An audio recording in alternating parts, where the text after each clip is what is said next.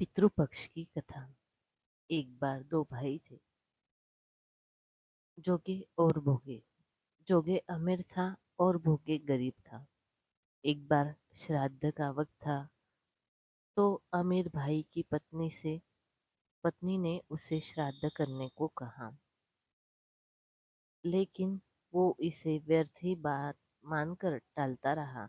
ऐसा करने पर अमीर भाई की पत्नी ने सोचा, अगर श्राद्ध नहीं किया तो लोग बातें बनाएंगे। इसके लिए ऐसा करती हूँ कि अपने मायके वालों को दावत पर बुलाकर अपनी शान दिखाऊंगी। वही अमीर भाई की पत्नी ने श्राद्ध पर मदद करने के लिए गरीब भोगे की पत्नी को बुला लिया। श्राद्ध का दिन था। भोगे की पत्नी पूरा दिन काम पर लगी रही, पूर्वजों के लिए खाना बनाया। लेकिन जैसे ही उनके पूर्वज खाने आए तो देखा कि वहां पर तो अमीर भाई के ससुराल वाले खाना खा रहे हैं। पितर नाराज होकर चले गए। वो गरीब भोगे के घर गए तो वहां क्या देखा कि पितरों के नाम पर अग्यारी दी हुई थी।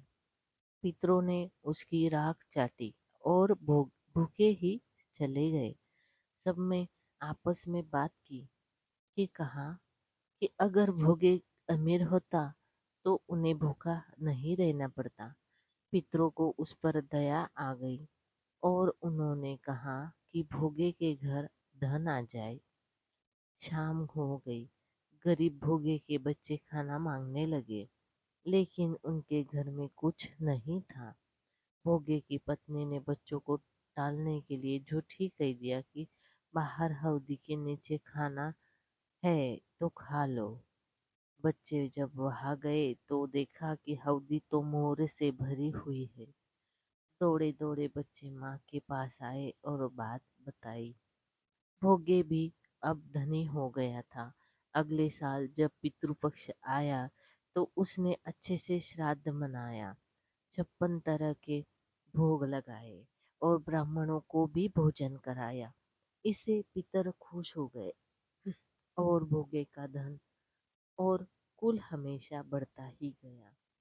दोस्तों, आपको ये आज की कथा अच्छी लगी हो तो हमारे चैनल को लाइक शेयर और सब्सक्राइब करें। धन्यवाद। हर हर महादेव।